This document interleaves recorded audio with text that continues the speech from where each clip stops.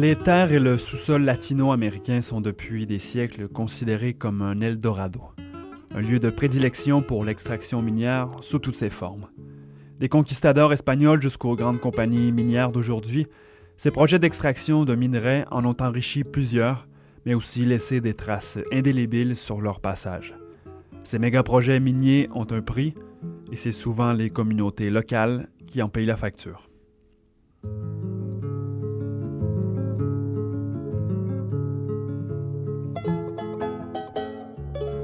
Alors pour nous parler de ce sujet plus en profondeur, j'accueille Mme Maristela Svampa, qui est professeure à l'Université nationale de La Plata en Argentine, chercheuse indépendante au CONICET, le Conseil national des recherches scientifiques et techniques d'Argentine.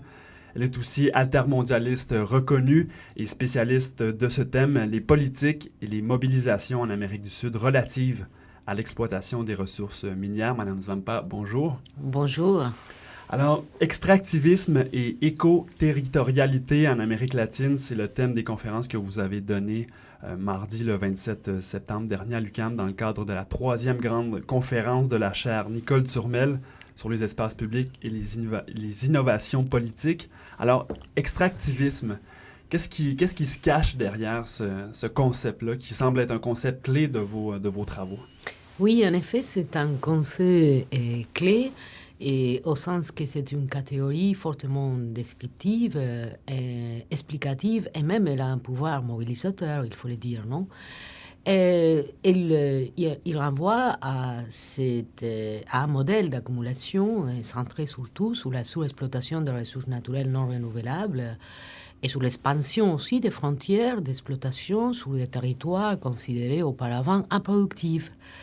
Et l'une des caractéristiques, c'est justement la tendance à la monoproduction et la grande échelle des projets. Donc, à ce niveau-là, quand on parle d'extractivisme, on ne parle pas seulement des activités comme l'extraction de pétrole ou même l'activité minière à grande échelle, mais aussi, par exemple, les biocarburants, l'agrobusiness, qui sont des choses très développées en Amérique latine, et tous les projets d'infrastructure liés à cette dynamique.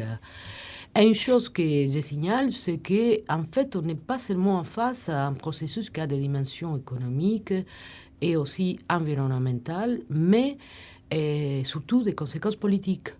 Car ces projets-là avancent en Amérique latine sans les consensus des populations. C'est-à-dire qu'il y a un grand mépris pour les processus de décision citoyenne et pour les contestations sociales qui se sont développées autour de la question extractiviste en Amérique latine. Vous avez soulevé un point intéressant dans plusieurs de vos textes que j'ai lus sur Internet, que historiquement, les gouvernements latino-américains plus à gauche, bien qu'ils étaient préoccupés par les questions sociales, omettaient souvent les questions environnementales à leur agenda. Est-ce que c'est toujours le cas en ce moment? Parce qu'il y a un renouveau politique de gauche en Amérique latine. Bon, il y a plusieurs gouvernements à gauche. Est-ce que ces questions-là environnementales sont encore occultées par ces gouvernements? Ils ont pas mal de problèmes pour comprendre la question environnementale, mais c'est une question historique de la gauche en Amérique latine. C'est-à-dire, la gauche est productiviste, a une vision de la croissance qui met la question de la croissance comme une fin en soi-même, pas comme un moyen. Donc, qui ont une vision monoculturelle même du développement. Alors, ils visent surtout l'épanouissement des forces productives. Donc, ça, c'est une pensée forte de la gauche. Et pas seulement pour la gauche marxiste, mais la gauche populiste aussi, qui a quand même une longue tradition en Amérique latine. Et je pense que c'est elle qui est présente maintenant dans ces gouvernements dits de gauche ou de centre-gauche. Alors, ils ont fait un énorme effort pour comprendre la question communautaire indienne, mais la question environnementale... c'est encore très récent. C'est très récent, même si, par exemple, dans le cas d'Evo Morales en Bolivie, il y a pas mal il y a une rhétorique, il y a un discours fort autour de la défense de la mère Terre, non? La Pachamama. C'est-à-dire, il y a un discours qui a une dimension éco-communautariste très forte, même quand Evo Morales, par exemple, il voyage à l'étranger, il a participé dans des sommets sur les changements climatiques, il revendique la dette écologique, non? Mais il est incapable de voir ça dedans, c'est-à-dire dans son pays. Et en effet, il mène une politique tout à fait extractiviste. Et une fois que, par exemple, les mouvements indiens ou les organisations environnementales signalent et font les critiques au gouvernement et s'opposent à des projets extractivistes, la réponse de ces gouvernements, tel le cas de Rafael Correa en Équateur ou le cas d'Evo Morales, c'est de dire, écoutez, nous, on a besoin de faire une redistribution économique. Alors, ils essayent d'opposer la question sociale, non? La dette sociale aux dettes environnementales. Un des grands défis, c'est de casser cette opposition, justement, pour penser des alternatives à l'extractivisme. La réponse d'Evo Morales, c'est de dire, bon, vous ne voulez pas de pétrole à l'Amazonie, mais alors, comment on va payer les programmes sociaux? Vous voyez, c'est toujours cet argument, cet argument trompeux aussi. On a souvent l'impression, lorsque des communautés, qu'elles soient indigènes, encore une fois, ou rurales, comme je disais plus tôt, quand ces communautés-là sont engagées dans un combat contre une grande compagnie minière ou peu importe, une grande multinationale, on a souvent l'impression que le combat est perdu d'avance, que les dés sont pipés, comme on dit, et que le gouvernement ou les législations sont accoquinées avec ces multinationales-là. Est-ce que c'est une réalité encore présente où il pourrait avoir des cas de figure qui pourraient prouver qu'une alternative est possible? Écoutez, il y a deux choses. D'abord, et il est vrai, tout le monde le dit, il y a une grande asymétrie des forces. Non, ça, c'est le point de départ de la situation. Et ensuite, les projets extractifs en Amérique latine ont pris une allure, ils ont un caractère vertigineux. C'est si rapide que les gens, parfois, ont l'impression qu'ils ne peuvent pas soutenir les mêmes rythmes, OK? Pour contester et pour être là pour empêcher ces types de projets. Mais une fois dit ça, et si vous regardez la cartographie de lutte en Amérique latine, il y a pas mal de triomphes.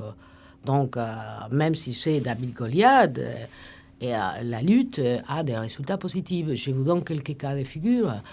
Par exemple, à Costa Rica, en 2010, on a sanctionné une loi qui interdit l'exploitation minière à grande échelle. C'est le même cas, si rapide, au Panama. En Équateur, il y a le cas emblématique d'Intag. Intag, c'est à Cotacachi, c'est au nord du Quito. Ils ont chassé 2 fois de suite des entreprises minières. La première, c'était japonaise, la deuxième, c'était canadienne, pour empêcher justement l'activité minière. Donc il y a pas mal de cas de figure où les gens, pas seulement, disons, développent une action directe, mais aussi ils utilisent tous les outils légaux pour empêcher justement ces types de développement. Ils font pression aux autorités, et surtout les partis locaux, hein. Et enfin, à travers surtout l'articulation avec plusieurs secteurs sociaux, ils ont réussi quand même dans leur territoire, à protéger leur territoire. Donc, il faut les voir dans les dimensions locales plutôt que nationales, évidemment.